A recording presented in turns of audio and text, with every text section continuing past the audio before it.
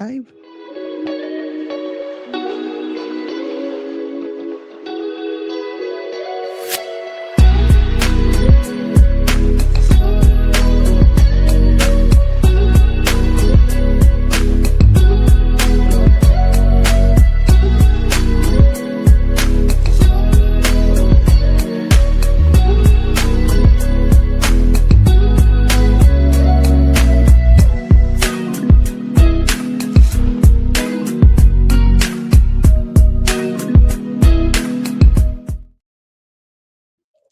Hi, welcome to Azure User Group Sweden. Hi, Håkan. Welcome back. This is our first session after the summer break.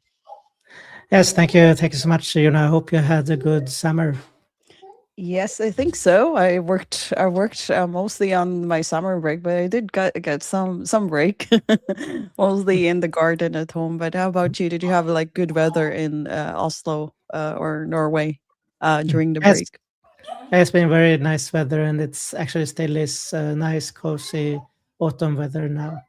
That's nice. I think it's nice outside as well. I hope to Mm. enjoy the weather, but as well. But welcome. I'm so glad to be back. I think it's been a while. I think we were out for like July, over a month, and now we're returning with a very interesting session coming up. And we have our guest speaker joining us from one of the famous like coastlines of India, the Goa, India. So very interesting place to visit someday. But I want to like get started and introduce ourselves, maybe Håkan, before we bring our guests on stage. So to everyone, thank you for joining us. I know we announced the event like just a few days or yesterday, but Mania has signed up already. One of our friends, I know Thiago Costa signed up, but we're happy to be back, and I'm honored to introduce you, Håkan Silvernagel, my co-leader and co-host of this live stream at Azure User Group Sweden. He is an AI architect and leader at his company, 𝘞𝘀់.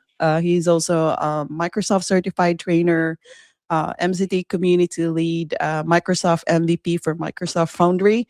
He is the founder and one of the organizers of AI 42 School, and also the Norwegian.net user group, and also a speaker when he has time on the side. But it's an honor to collaborate with Håkan again on our upcoming episodes for the rest of the year and hopefully next year. Yeah, thank you so much for that, and I'm also equally pleased here to introduce you to our founder, Jonna Andersson. She is an MVP and also in Azure and in Foundry. Yes, And she's I'm now. That's good. I want to share also that I'm now a double double Microsoft MVP now. So I used to be a Microsoft MVP for Azure for like 6 years, and now something added in my category. I'm also awarded for Microsoft Foundry, which is the AI category of Microsoft, and also that's your category, Håkan, right? So we have more yes, opportunity to collaborate. and And in addition to that, she is also a Microsoft Certified Trainer and a Microsoft Certified Trainer Community Lead, and a public international speaker, a podcast host, and she is also the author of the O'Reilly book, Learning Microsoft Azure, which is coming out in a second updated edition soon. Yes, that's And good. she's working as a senior Azure consultant for herself on Jonna Andersson Tech. Yes, that's my mug here. My logo has as like that's me. You can say sitting on the computer, and then I'm inside the cloud, and you see the logic sign there. So very interesting design. So at least I'm sponsoring our own community event and paying for the StreamYard. So that's why I'm running it as well. But glad to support the community through our time as well. So Håkan, before we start, I'll go ahead and share our. I'm getting used to this. It's been a while, but share our code of conduct for everybody. So, Azure User Group Sweden is part of the Azure Tech Groups. It's a global community across the globe, and we are representing one of the community groups for Azure in Sweden. And we follow a code of conduct just like every other community event. So, we expect everyone to be nice and friendly, respectful to others when you're interacting on the chat. It's a virtual session, of course, but be respectful and feel free to share if you have ideas and experiences to share with others. And then we'll be also having an after session Zoom meetings that we usually do where you get to catch up for any questions to the speaker or to us anytime after as well. It's more like a private meeting between us. But that's our code of conduct. And also, if you're interested, please feel free to check out our user group on Meetup, and that's where we post our CFP and our upcoming events in our community. So, Håkan, are Yes. you ready? And yeah, then we have the honor here to introduce our guest here to everyone, which is Siddharth. Welcome, Siddharth. Hey, hi all. How are Hi, you doing? I'm doing great. How about you? we're Yes, great. fine, How? fine, fine, Yes, fine. what's the weather in Goa right now? I mean, I know India is warm, but what's the temperature today?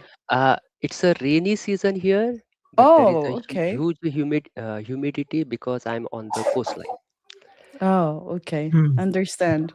Still warm, for sure. Still Yeah. worth going to the beach. Yes. All right. Going to Yes. go right after the session. Yeah, that's good. Maybe you can take your So, Foundry local machine with you on the yeah, beach. Yes, that's one of the use cases. Yes. All right. Yes. Go so ahead, Håkan. maybe Let's I can introduce. introduce a little bit more formal. Siddharth 𝗏𝗏 is a Microsoft certified trainer and a cloud and AI consultant. He is also an instructor at Pluralsight and a Gen AI enablement consultant at Mozilla. He has a strong focus on AI, generative AI, and agentic AI on the Microsoft platform. And this is also an active global speaker who regularly presents at community and industry events, sharing practical insights on building real-world AI solution. He's known for his clear, experience-driven approach, and he focuses on cutting through hype and demonstrating how AI and agentic architectures can be applied effectively in real production scenarios. So we're so happy to have you here, Siddharth. Yeah. Thank you very much, Jonah and Hakan, for inviting me to speak here. And I'm glad to speak about this topic at Azure User Group Sweden. That's Today great. I'll be yeah, today I'll be talking about how to run AI on your device, not in the data center, but your device using Microsoft Foundry Local. Okay. I That's am great. Siddhesh Prabhugaonkar and I'm in the IT industry for around 2 decades as an architect, consultant, and trainer with respect to cloud and now AI. I'm a Microsoft certified trainer, instructor at Pluralsight, and I work as a AI enablement consultant at Atmosera, wherein I help customers adopt AI technologies, including Foundry, GitHub Copilot, and so on. I also speak at community events, including the one you can see a photo on this screen. I was speaking at Microsoft AI Tour for Partners. I write about technology, certifications, and upskilling at my blog, Cloud Authority. Please do subscribe and watch out for updates. And you can also connect me on LinkedIn. In this session, I will start with a small primer because AI means different things to different people. We'll talk about few jargons and try to understand the terminology in plain English. Then we'll talk about what led to the evolution of uh, Foundry Local and what is Foundry Local, by the way, why there is a need for on-device AI. Then we will delve into how to set it up on your device and show you some cool live demos. Finally, we will have some FAQ questions and I will share some resources and we'll have a Q&A. Feel free to ask questions throughout the sessions and I would be happy to answer them. Let's start with some jargon words here. Whenever you talk of AI, specifically the language models that you are using in generative AI scenarios, you will hear about these terms often. Model, it's just a file full of learned numbers. It's a machine learning model under the hood. We give it some text, that is the prompt, and it predicts the next most likely word or a piece that comes next. That is what we get as a response. And that next prediction is what we call as token. It's just a small piece of text around 4 characters uh, in in general. The model can read and write a token. And if you are using a cloud service or model provider based model, then you will be incurring the cost. You will have to pay the bill. Then there is another word called inference. We You must have heard of GPT and other models which are trained first on a large corpus of text using large compute. So training will build the model, but as an end user, we'll just ask it a question, get the response. That is what inferencing is. Just running the model to get the required response or answer. Foundry Local will do the inferencing part, not the training part. You will hear about parameters ranging from few to large billion numbers. These are just the numbers that the model stores to understand and predict next token. More parameters means it is big in size, larger in shape, but it is also smart. The bigger the smarter, but it might be also slow. Another term you will hear often is context window. How much text can a model see at a given point of time? It is our prompt and the conversation history so far. Anything outside it doesn't exist for a current session for the model. And finally, if you have used ChatGPT, then you will see that the response comes as a stream, token by token, rather than everything coming at the end. So we are also going to see a demo around this. All right, what has been the evolution that has allowed us to run these AI models on our device? So there has been a shift throughout these years which has allowed us to run local AI. In throughout 2020 and 2022, we were mostly relying on cloud-based LLMs, where every token will leave the device. There is a cost incurred, there is a latency, network latency, and also there is little or no privacy, and it will scale as per the usage. In 2023,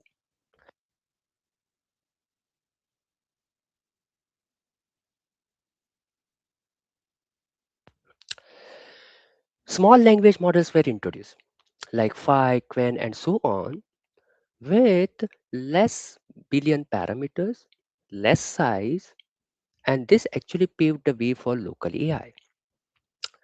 The quality may not be as per the large language models, but it was quite good for relatively small domains. In 2023-24, there was quantization and Onyx introduction.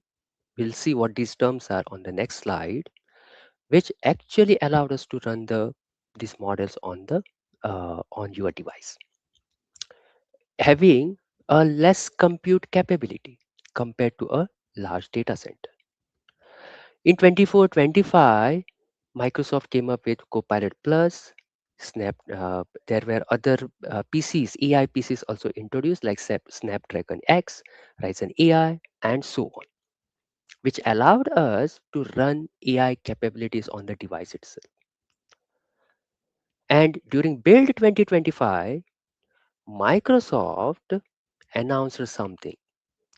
They packaged the runtime, curated model catalog, and hardware abstraction together into something called as Foundry Local. And that is what we are going to talk about today. And this year, everything is available as SDK, and also there is a CLI tool available, which allows us to ship uh, very small native library along with the app. So there is no separate installation, no separate maintenance, or anything hardship required for the customer or the end user. It's everything packaged, and the end user can use it directly. Now, what led or what allows you to run small language models on your machine?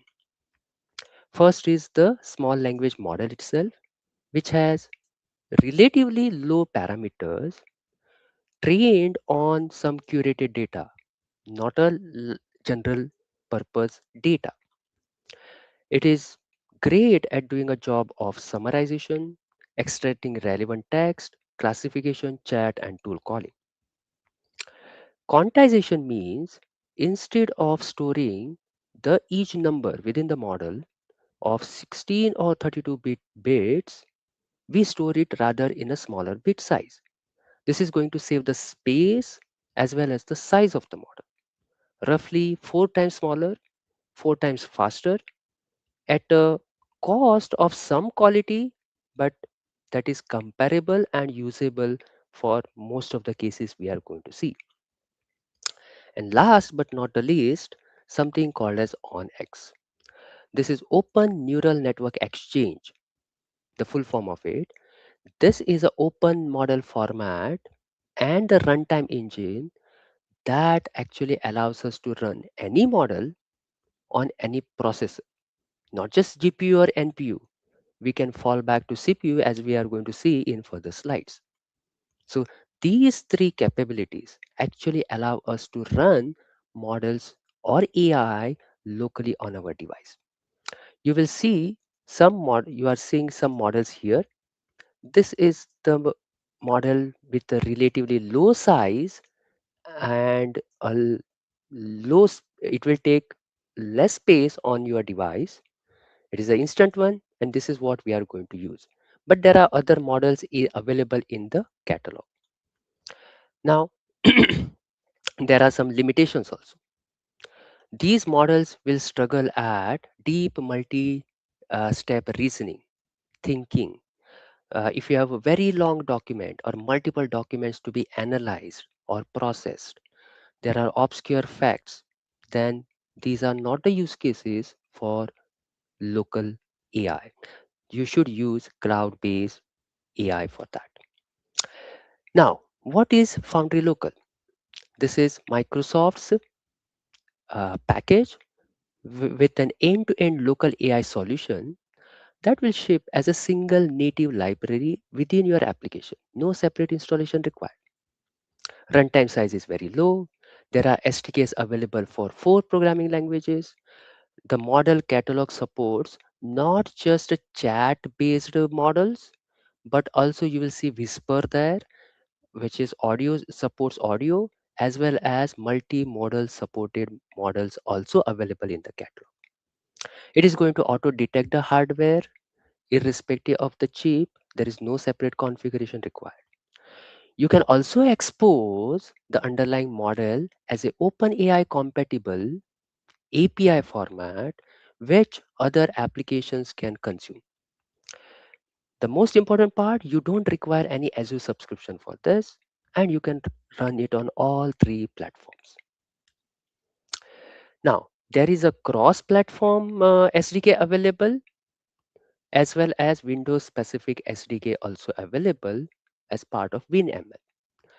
The SDK wraps the native core API and exposes the calls for our application to interact with the model. Now, this entire SDK will handle three parts. It will take care of the life cycle of the model, downloading a model, which is done only once, by the way, we are going to see, then load it, run it, unload it, the entire model life cycle. It will detect the hardware, pick the required execution provider, manage the caching also. The entire hardware is abstracted. Irrespective of your hardware capability, we will be able to run the model on your device.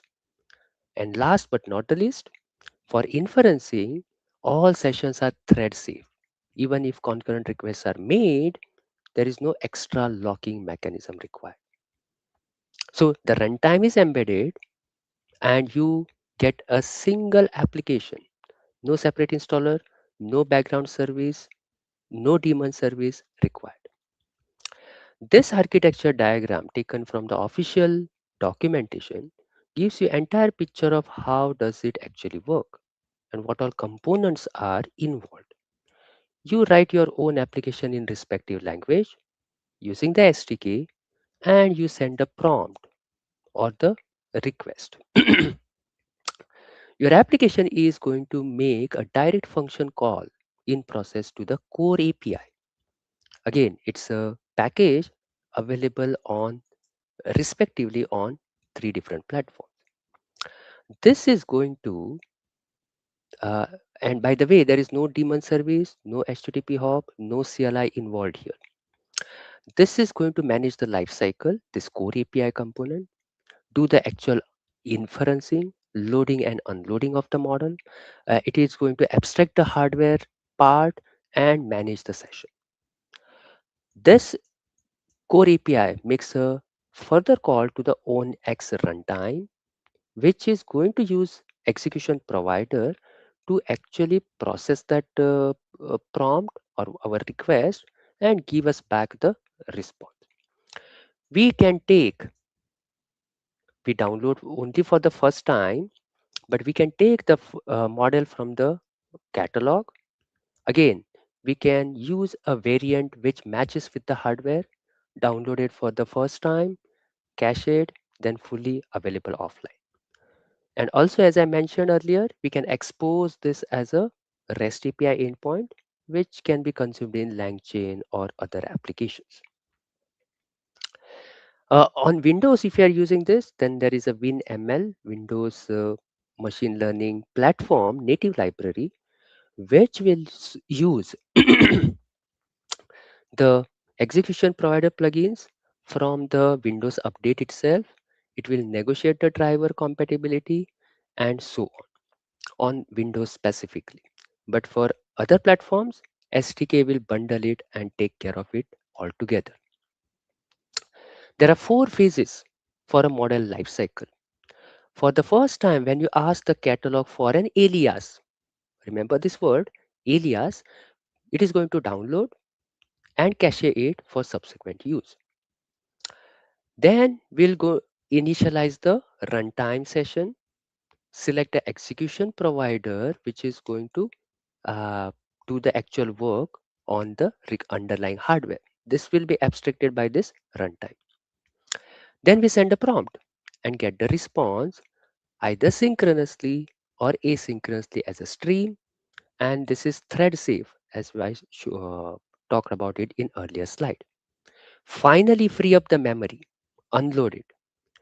The cache model will stay on the disk, but free up the memory. This is most important part. And the four lines you see here, this is the basic part when you use Foundry Local.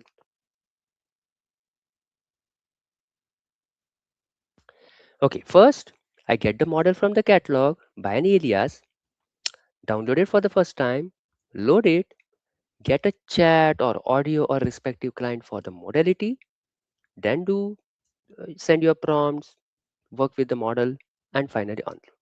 This is the core part of the program that we will see in the demo.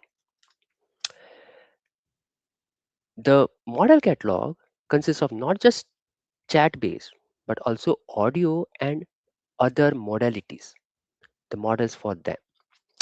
They are optimized for the hardware, pre-compiled Onyx variants for different chips, download only for the first use, but cache for subsequent launches.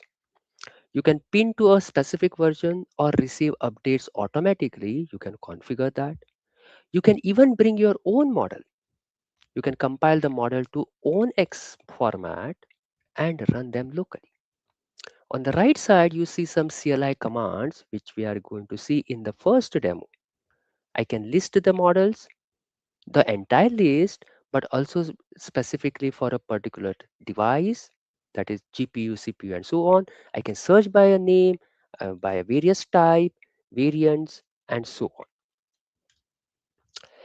Now, uh, we talked about execution providers, but it has to be provided as part of some acceleration which understands the underlying hardware. For example, if you have a CPU, if you have a GPU, then NVIDIA provides CUDA. Then we have Dawn from Web GPU. These accelerators supported on different platforms.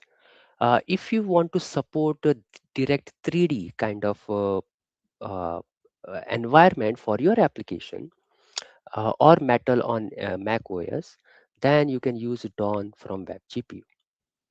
If you are supporting or having NPU, then AMD provides Vitis AI or Qualcomm has Qwen for Windows. And if you want to support all three, then Intel provides OpenVINO. And if you want to fall back, or if you want to have a fallback mechanism on your device having CPU, then MLAS, that is Microsoft's linear algebra subprogram. It's a low-level math library used by Onyx runtime. It is available on all platforms, always available as a fallback mechanism. So even if other accelerators or execution providers are not available, this MLAS will take care of it, of running the model. All right. So how does on-device AI compare with a cloud AI based on various parameters? Of course, when you use cloud AI, data is sent to the server. You don't have a privacy. But and for a cloud-based AI, you require a persistent internet connection. But if you want to support offline scenarios or intermittent outage, Foundry Local can help you there. You will be billed for per token for cloud AI, but there is no cost involved, absolutely free. There is a delay latency involved in cloud AI usage, and you will might have to also set up a backend infra to run it. But there is no such requirement. We just ship the runtime and required packages inside our app itself when we are using Foundry Local. Now you will hear Foundry, Local, Azure, and all these terms. There are other product lines from Microsoft also, which might confuse you. So these slides give you what each product is and how it differs from the other. For example, Microsoft Foundry is a cloud platform for building AI apps and agents. It was formerly called as Azure AI Foundry, and it requires an Azure subscription to use it. Azure AI services are pre-built cloud APIs for speech, vision, language, and so on, and they are available in Azure Cloud. Foundry Local, on the other hand, this is our on-device runtime and SDK that is going to ship inside your app to run local AI on your device. That is our current session, and it absolutely requires no subscription, Azure subscription. There is also Azure Local. You have your own hardware or on-premise uh, data center, but you want it to manage using Azure Cloud. It was formerly called as Azure Stack HCI. And of course, it requires Azure subscription also. So again, Azure Local is different from Foundry Local. Don't get confused. But I can run Foundry Local on Azure Local also. It's like running local AI in a cluster, but will be managed by Azure Cloud. And there is an extension also available to support this, but it is currently in preview feature. Lastly, Azure Arc, it's a control plane for on-premise and multi-cloud management via Azure Cloud. So except Foundry Local, for rest of the things you need Azure subscription. And these are different products, although some of them have a similar words that we often see. Now, there are two ways to run the model locally. One is Foundry Local, absolutely free, no Azure subscription, but also you can run Foundry Local on Azure Local also if it is your environment and it fits in your scenario. Uh, Again, I will skip this as we have already talked about how local AI differs from cloud-based AI. So Foundry Local allows us to run AI locally on your device, whereas Microsoft Foundry is a Azure cloud-based service for want to highlight one point regarding model size here. You can run even large language model or model of any size in Microsoft Foundry, and it is very, very easy. But of course, there is a subscription cost and other uh, parameters involved.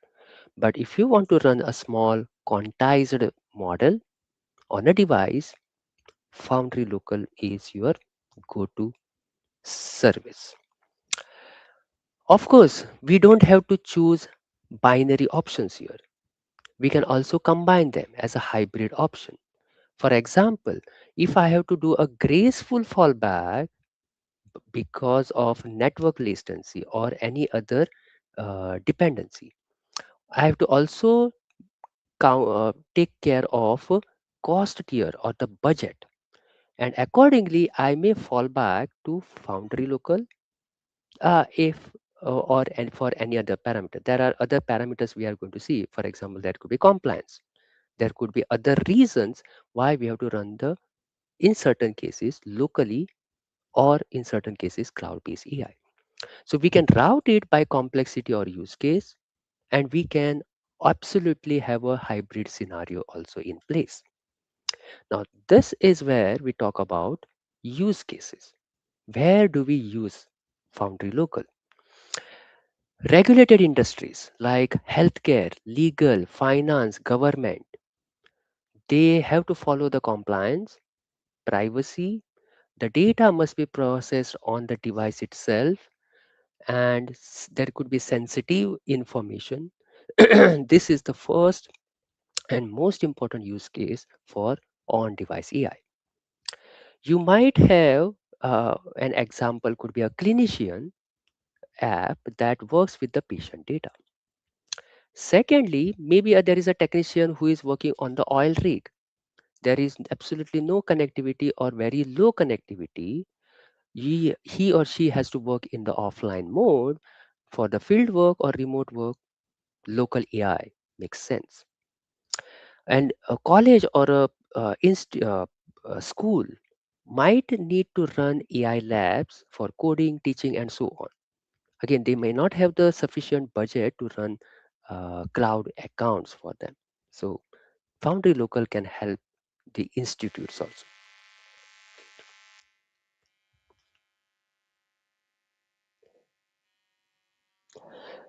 Okay, one more use case. I want to support a smart search or document summarization in a Windows or macOS app. So a desktop app does not need any cloud dependency. Another scenario could be a factory floor device which has to perform anomaly detection. In embedded or IoT scenarios, all these edge devices, they require local intelligence. So that is one of the good use cases for local AI. And finally, cost optimization. Let's say we have a support chatbot that answers easy FAQs locally for free, but escalates genuinely hard questions to a cloud model. The hybrid scenario we talked about on the previous slide. So how do we set up on Windows machine? Again, you need Windows 11, this version. Make sure you have Python or the other language requirement. Uh, as I showed, there are 4 languages, SDKs with 4 languages support. VS Code or any other IDE. Internet is required only when the first time you download that model, but after that, offline scenario will work. GPU is optional, as I showed you. You can also fall back to CPU or CPU specific models are also available. First, uh, again, if you want to work with the CLI, then you will have to get the uh, get it installed. Again, I'm going to show you a resource where you can get all the steps. Python environment, as I'm going to show you demo based on Python. You will install the SDK. Again, since I'm on Windows, I will use WinML, but also you can use cross-platform SDK. And finally, you will y- download a particular model using an alias and then work with it. Not just Windows, but it is also supported on macOS and Linux. We have full support on Windows for SDK as well as CLI. There are many uh, hardware accelerators supported along with the respective execution providers. macOS, both are available. Intel Mac and Homebrew is not currently supported, but you will see support in future for them. For Linux, we have only SDK currently, but you should also see a CLI coming soon, and we have respective accelerators for them. Again, CLI is just for a development environment. Once you create an app, everything is bundled and shipped to on the device. You don't need to run any command, daemons, background service, no HTTP hop, nothing absolutely required for the end user to perform any extra task. Just to revise, I have put all these jargon words in a slide so that we are comfortable with the terminology. Again, Onyx is an open file format for models. This actually allows us to run the models locally. The runtime will be the engine to run that model. Execution provider is a kind of a hardware plugin for that engine to work on respective processes. Again, we have many from different providers. NPU refers to neural processing units. Some devices may have it, some devices may not. Again, TOPS is for throughput and not for speed. Most importantly, try to use aliases, because if you use a specific model ID, it is going to pin to that exactly, and your machine or hardware may not be suitable with that particular variant. So try to use alias as much as possible.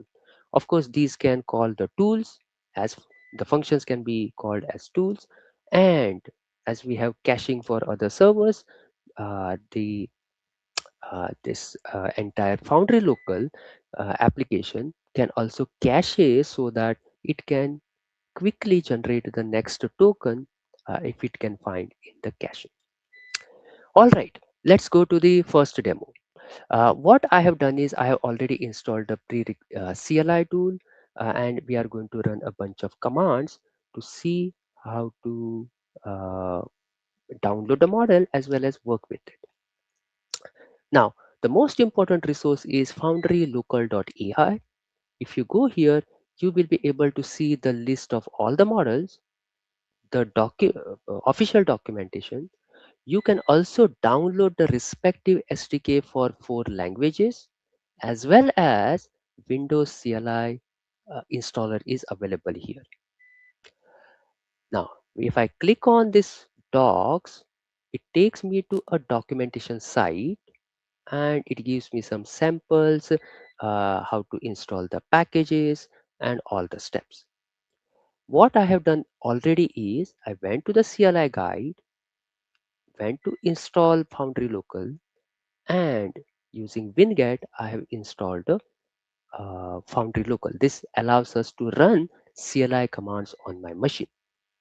And there are a bunch of this entire guide talks about what are the various commands available, how to use them, and so on. The Microsoft also provides a public repository on GitHub, which also talks about what this entire technology is about, how to use it. It refers to the terminology we have already seen, Onyx and Onyx runtime. I just wanted to point out about the release because if you are using old CLI version, then you might see a command called service, but that has been changed to server in the newest CLI. So accordingly, check the documentation. You might see slightly different commands depending on different versions of CLI. Let's go to the terminal. And the first thing I'm going to try is check which version of Foundry is installed. Again, I have kind of latest version. I can use help command to get the help of what different commands are available. It talks about model, chat, complete, and different things. First thing I do is I'll check Foundry server status. We have to start the server explicitly, or whenever you send a prompt, it will be started automatically. So server is not starting, server is not running. So I'm going to start it explicitly. Once started, I can also get the status of via Foundry, and this will tell me what OS I have, what is the architecture, what all processors I have, how much RAM, disk, and a bit of other information. This is useful to decide whether this particular device is suitable to run our application with the respective model. Next, we'll see the model list, and it gives me list of all the available models for not only for chat but speech and other modalities. It tells me how much is its size, which processor is required to run it, whether tool call is supported or not. Green dot means supported, red means not supported, and whether caching is supported or not. Use this information to determine which model is more suitable for my scenario and my devices, that the devices on which I'm going to run them. All right, what else can I do? I can also search based on a device, for example, GPU, and this will give me only those models which are supported on GPU. Similarly, I can query the list based on type, the name, and so on. You will find all these commands on the official documentation link itself. Now I'm going to use a specific Qwen model here, and I want to get its information. So this is the alias I'm using, and it gives me who is the publisher and the rest of the. Again, you can see that the device specific models are available. This is just an alias, and accordingly, the specific model will be picked up first time when we are downloading. Okay, now I have already used it, so it is already downloaded. I want to send a prompt to this particular model. There are two commands. One is chat, and it allows me, this is like opening a chat session, and it allows me to send multiple prompts. There's also another way, quick way, I will show you next. Let's say I will write a simple prompt here. Write a haiku about programming. And you can see here, this is kind of streaming as we just saw. It is whatever next token it is predicting, the model is predicting, we are able to see it on the screen. So the user or UI is not blocked. All right, again, I can ask more prompts. In order to come out, type Control C to exit. Next, I will use another command called complete, which allows me to send the prompt directly. This is like one time prompt, one shot, and we get the answer. And then we come out of the uh, that command itself. Again, we can check which models are already loaded or cached. Let me check. It is cached. Okay. This particular there is only one model I have loaded and cached. Finally, this is the most important step, and you should not miss it in the application that you write. That is the unload, the model life cycle we talked about in the slides. Okay, so finally everything is done, and we go to the next demo. Now this time I'm going to use Python SDK, wherein I will send some prompts and we will get the response as a streaming chat. Let's understand the code first. Okay, I am in VS Code. Again, you can use any editor, any terminal to run this. And 4 languages are supported. The SDKs are available. So I have already installed the required SDK, and it gives me certain classes, Foundry, local manager, configuration, and so on. I will first initialize the Foundry local with a particular name, user defined name. Next, I want to register the execution providers. There is a method called download and register EPS. And because I want to show the progress callback, I have written some extra code to do that. Again, you absolutely don't need to do it if you are just directly running this application and you don't want, again, for development purpose, we might want to see the progress and what is happening and so on. Then I will select which model alias I want to download or use. So I will query the model catalog. Then I will download it, load it, and then get a chat client because this is a chat based model. Next, I have a simple prompt to send. But how do I send a prompt? Again, you will see messages with different roles in any generative AI application that you are using. The role could be user or system or assistant. The meaning is user role means this is our prompt. Now you may take it from the CLI or terminal, or you might have a UI, or you might even hard code it. Currently, I have a hard code. System means this is a system message which gives a role, restriction, personality, how the model should behave. That is given in the system message. Assistant means whatever response we get from the model, that is called as assistant role. So you will see messages with 3 roles in a generative AI application built using any, not just a Foundry local, but any other Gen AI application. And I'm just using the streaming chat here so that I get the response token by token and display it on the terminal. In the same demo, I have another example with a system message. Now notice here I'm explicitly telling how and what I want the output to be. Again, I have a different prompt, but I want the output in concise manner, which is not the case for the first prompt. And again, I get the streaming chat. And finally, once I'm done, most important step is the cleanup, that is the unload part. Let me open the terminal here. and I am in the right place, I hope, and I'm running the Python command. I've also created a virtual environment to execute this demo. You should do that as a best practice during development.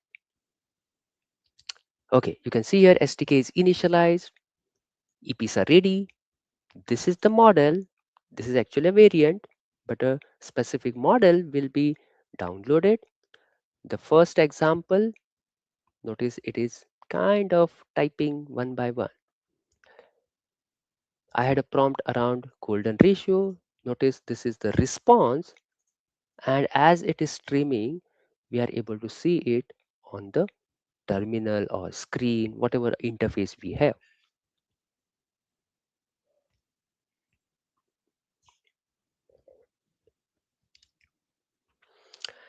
This time it has given too much information. If you notice, for the first prompt, I have got so many sentences and so many paragraphs. But if you look at the next one, I restricted it to couple of sentences, which it has adhered to because of system message. And I have got a nice response. And finally, we are done. All right, that was the second demo using the SDK. Next, you will not just use it for one time prompt. You might use it for multiple sessions, multiple follow-up prompts. This is where the message history comes into picture. We already talked about what is a system prompt, right? It shapes the personality, role, boundary of the model for that session. But message history, it's all the chat history, conversation history, because that will also allow the model to give follow-up responses to the follow-up questions. I might give it some information, ask follow-up questions around that. And then again, we can stream the output to make the UI responsive. Let's see what demo we have.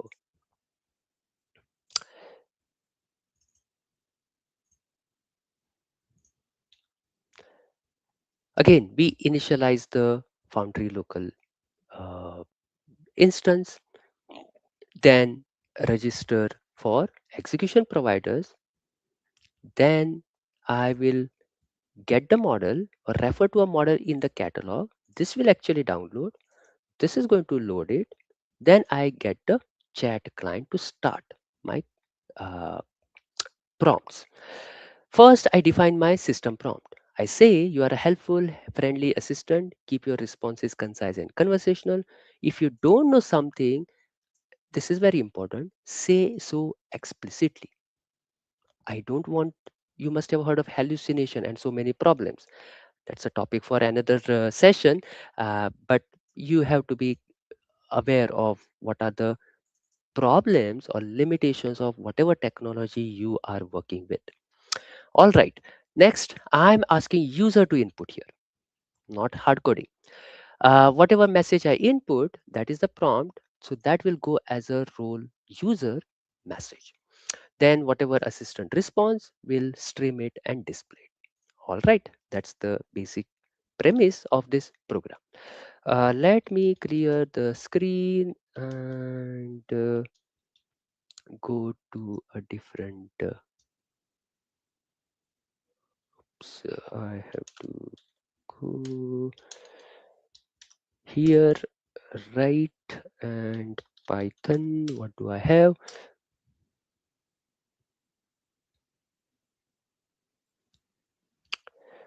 Again, there is some problem. I think it's a warning related to WinML,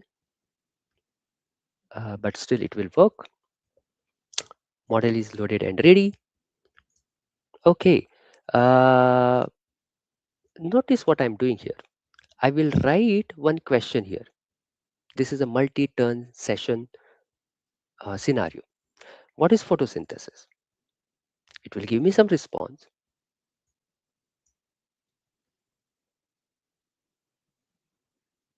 Okay, my follow-up question is, why does that matter for animals?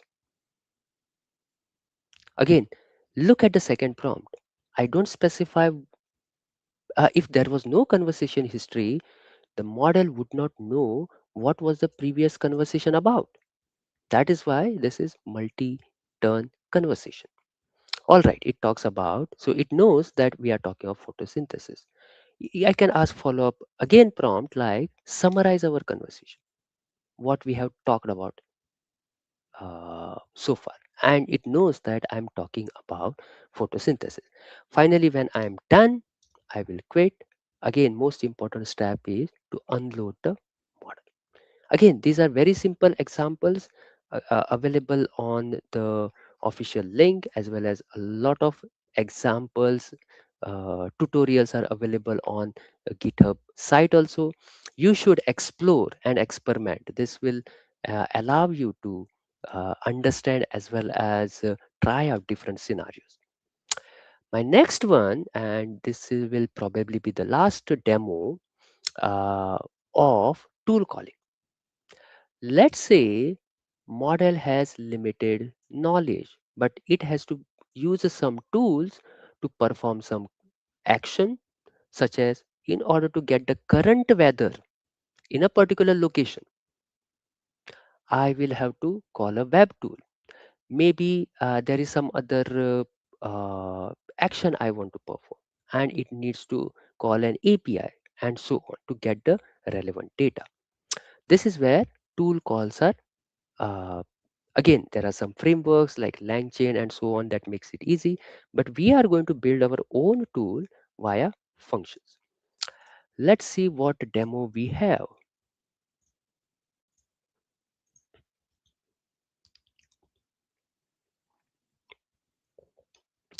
First, I define the tool definition as a JSON schema. Now, this might seem bit complicated if you are doing for the first time, but as you uh, try it, couple of examples, you will get the idea and it will get easier. First, I define the function. What is the name of the function? What is the description? This is most important part because the model will decide based on the description whether to call this whether to call this function as a tool or not. Again, what parameters are required? Location, unit, which are the required parameters, what type of values, what is its data type, again, description. Again, this is kind of a metadata of a particular function in a JSON format. Similarly, I have another one to calculate a mathematical operation. An expression is given and I perform that calculation. That's it. Now, I have defined the actual functions. Whatever we define as a metadata in JSON format, this is the actual Python function definition. The parameters, this is the default value. Again, docstring, very important. Uh, Judiciously try to put that in proper context. And again, whatever I will do the processing, make a call or call the external API or system and return me the data. Similarly for calculate, which is for calculating a mathematical expression safely. That's it. These are the tool functions I'm defining together, and this is where I do the processing of the tool calls. For each tool call I have, I am again defining what is the role, what is the content, and what are the tool call choices I have. And I'm going to append those messages. And for every tool call, I'm going to make the actual call. This is like loading the functions. I will get which function is to be called, then call the actual function and append the output of that tool call. And then I will send everything to the model, get the response, and display the output to the user. Now, this is the main function where I will define the Foundry local object. then download and register the EPs. Again, the process is same. If you notice, we are just repeating the same steps. First, second, then get the model, download it, load it, then get a chat client, then define the system message, user messages, and then I'm going in a loop to ask user to input whatever questions or queries you have, and then finally we will quit. But for some of the prompts, there might be a tool call made. Again, the decision will be made by the underlying model. Let's go and try this.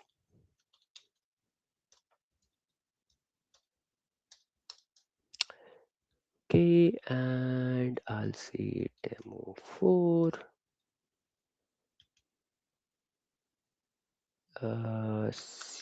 Not CD, Python, what we have.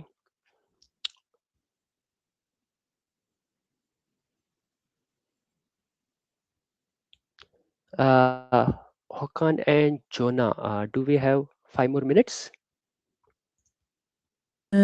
Yes, take your time. Take your time with the demo. We're good. Okay, Ukon okay. is having a camera reset right now, so it's good that you're still doing the demo stuff. Okay, okay. This Good. is probably the last one, and 5 minutes we will be done. All right, Yeah. thanks for that. Yes. Good. Yeah, all right. Okay, now look at what I'm doing here. I'll ask, what's the current weather? Let me put the word current because I want the current weather information. You can put any city there. And you can see here there is a tool call being made.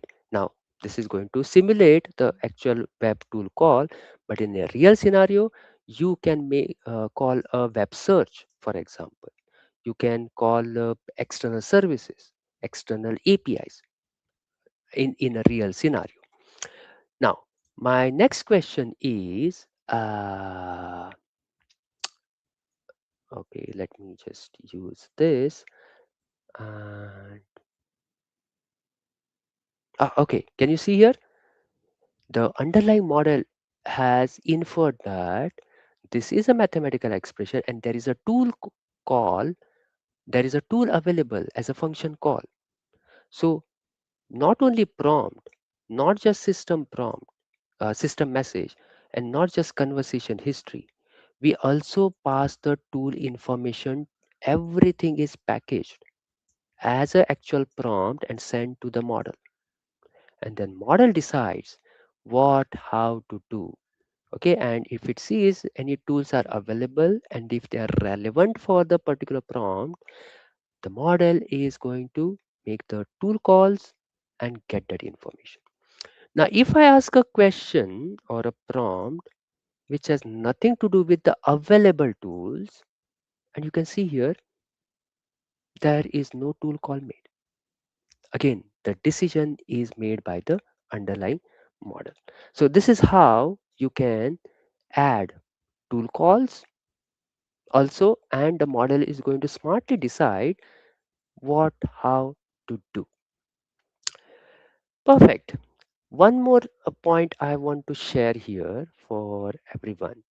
I can also expose this model as an API which is compatible with OpenAI, and this can then work with, you might have an existing application in LangChain or semantic kernel or CrewAI or any other uh, application that you have already built, and you want to use a local AI. So you just have to expose the uh, local model, local AI as an API, and this can be consumed by your existing application also. Now, this is a REST API call and this is optional. But if you are making a call directly within the SDK, there is no API required. The only extra thing you have to do is there is a method called start web service. This function call you have to make with the Foundry manager, and then you can create a client with OpenAI, and then you can use a completions API to get the response. This is how you can also expose it as API and work with it. Now, here are some of the questions I get asked around this topic. Do we need a Azure subscription? Absolutely no. Can it run on Linux or macOS? Absolutely yes. And only thing is, Linux has SDK. There is no CLI, but it is available on Windows and macOS. Will my prompts or data go outside the device or shared with third parties? Absolutely no. The inference is local. The network is just used to download the model for the first time, and if you are choosing to share the diagnostic, but otherwise, no network latency, no internet required, you can work offline. Do I need a GPU or a high compute power? No, you can run it on a sophisticated laptop or a desktop device which has a good memory and some processing power. A CPU will always work as a fallback. Is Can I call this application or core API using multiple threads within my application? Yes, the core API call is thread safe and it is session based, so concurrent requests will work.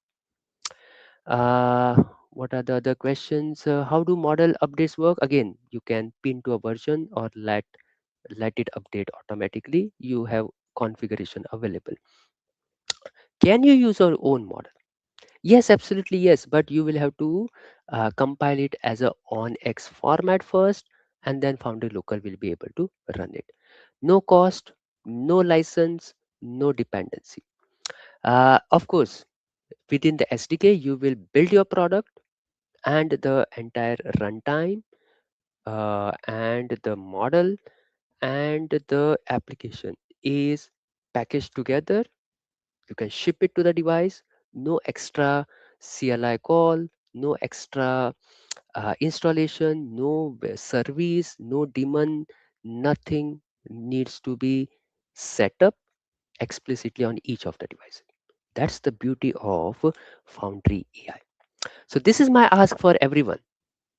Over this weekend, try to get the CLI or SDK, explore whatever we have learned so far.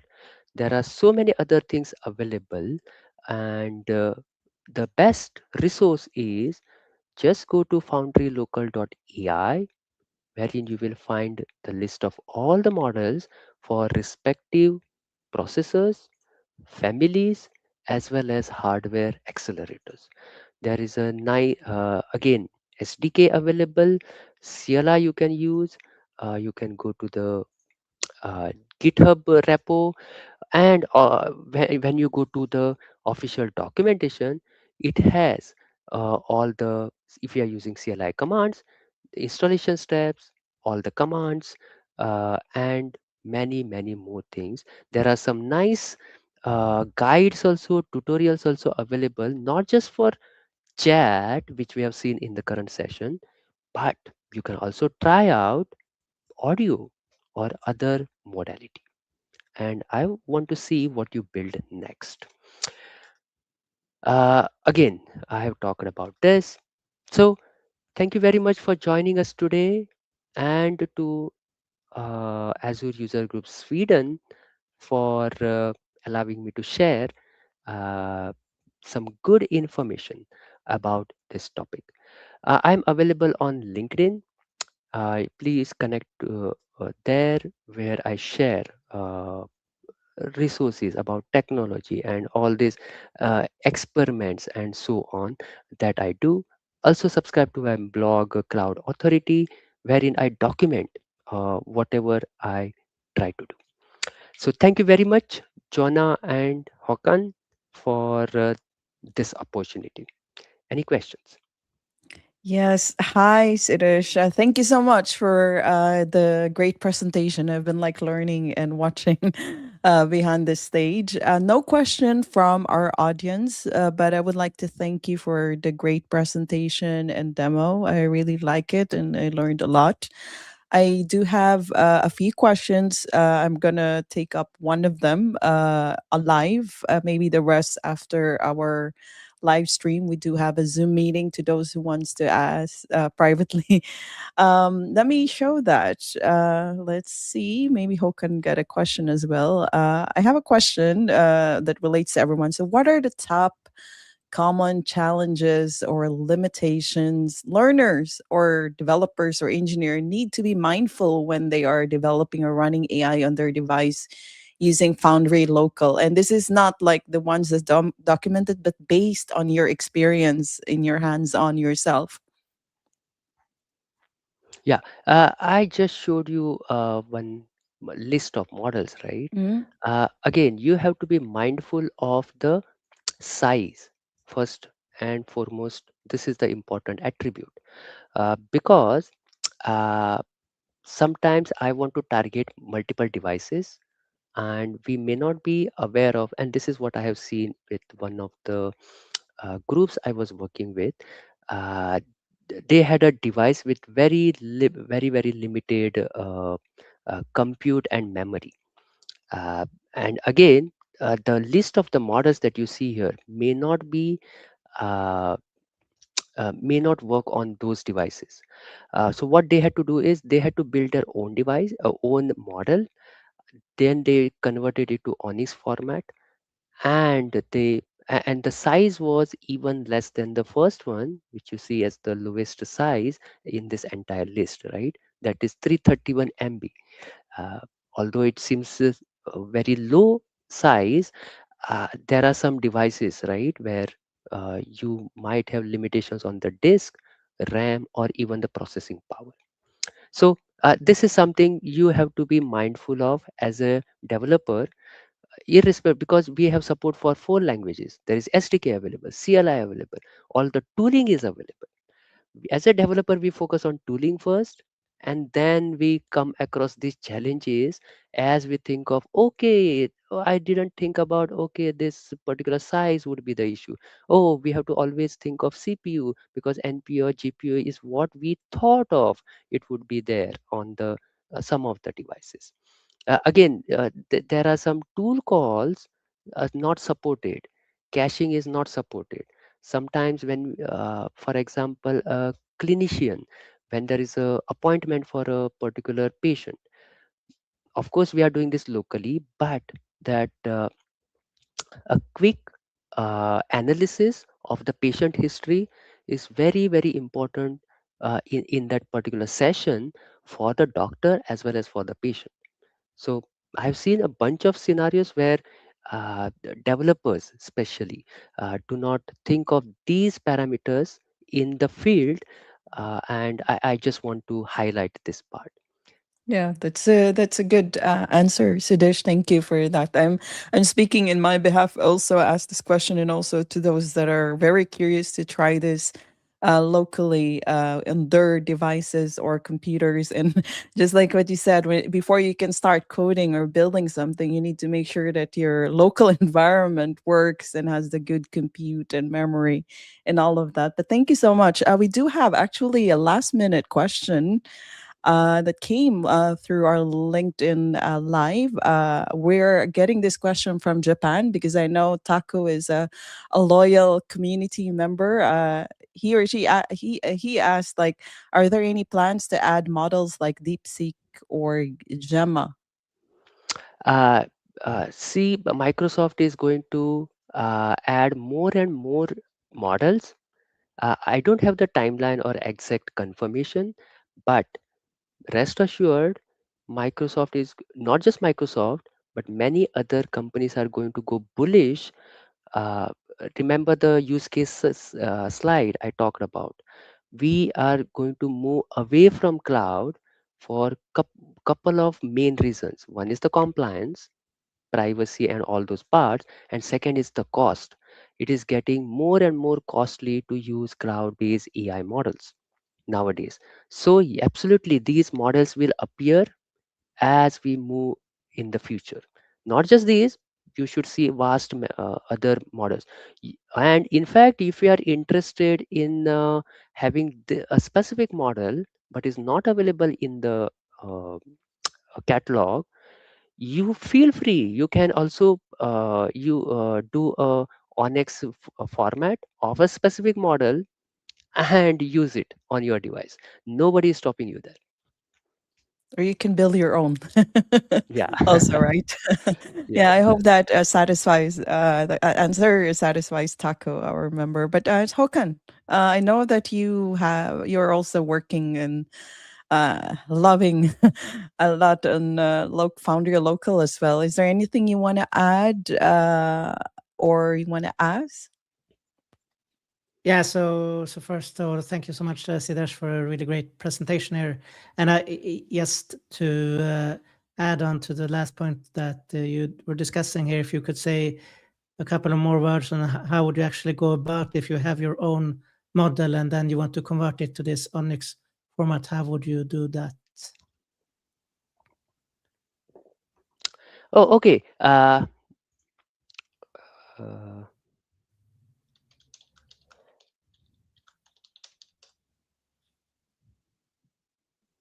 uh, Again, we can use. There are few tools available, and again, I have not done, to be frank, specifically myself, but there are few tools available which can allow you to use your model to transform it. Maybe that's a good question, and I see that many more people would like to do that. I will put up a blog around it on my site, Cloud Authority. I have one more question. If Håkan is done, I think it's better Yeah. to ask it live because I always believe like if you ask one question, probably it's something relatable for others as well. So let me just post it in my own here so everyone can see. Maybe it was too long. Okay, I'll ask it like live instead. I have it in my notes. So let's just say I'm someone that I've started developing my own local AI using Foundry Local on my device. And I'm satisfied with it. And I want to expand it by integrating it with Azure and other services. Can I use or utilize Azure Local or the Azure Arc uh, integration with it to expand it later on? Like thinking about big like not just mini models but also enterprise way, with the thought that there's a need for hybrid cloud, some data on-prem and some data on cloud. So is there such a feature or scenario yet that it's even possible? Yes, absolutely yes, Mm? and that's a very good question. I would say, because I talked about that on this slide. For example, let's say I have to do simple queries processing. Then I can route them again in your application that you are writing. You will have a simple router based on the complexity or uh, any other parameters you have. You will decide whether to route it to on device EI or make a call to the uh, uh, let's say a model in Azure Foundry, Foundry. or Okay. even I can call a API, specific API with a key, right? My Mm. model could be residing anywhere, it doesn't matter, but I will add a simple router in my application which will do that task. But again, when I say simple router, there could be a bit complexity involved here, because it has to decide whether to route to a local one or a cloud one. Yeah, that's right. It's kind of like the router is like the orchestrator. Where is that Absolutely, local that's or the is that's cloud? But I'm thinking out loud now because I'm also working with Azure. I know that if you switch for sure, or you're going to route your model to use the Foundry cloud hosted models, then that's when you need to think about costs. Because one benefit of local is that you save from the cost, but that's also something that I think users need to be mindful about, right? yeah, Yeah, good. absolutely. Yes. Okay. Thank you so much for answering my questions. I'm satisfied at least before our Zoom. Let's see if some of us are joining backstage or after. But I don't have anything, Håkon. Do you have any you want to No, add? nothing. Yes. Thank you so much, Siddharth. I really appreciate your time. And also to those that joined us live, both on LinkedIn, YouTube, and also to the recorded session. This will be recorded. So we appreciate your time and learning with us. Feel free to follow Siddharth on his LinkedIn and his blog. I highly recommend him. He's a great trainer and well presented presentation today. And in the next 2 weeks or in the coming meetup, I want to also highlight our upcoming session. So our next topic is going to be about creating durable AI agents with Microsoft Agent Framework, and we will be joined by one of also fellow MVP and also certified trainer Eric van Apeldoorn. So don't miss that as well. Just tune in when we officially announce it. Okay, Looking so I forward think to it's it. And yeah, and you're thank gonna you join both also, for, Siddharth. yeah, As yeah. And thank you both for this opportunity. yes, thank you so much for your time. Hope Yeah, you can get something to drink or eat lunch also, yeah, since we have our session on the break. But thanks everyone, and if you have more questions or anything, feel free to reach out to me and Håkon as well. And we hope to see you on our next event coming up. So have a great weekend. Goodbye.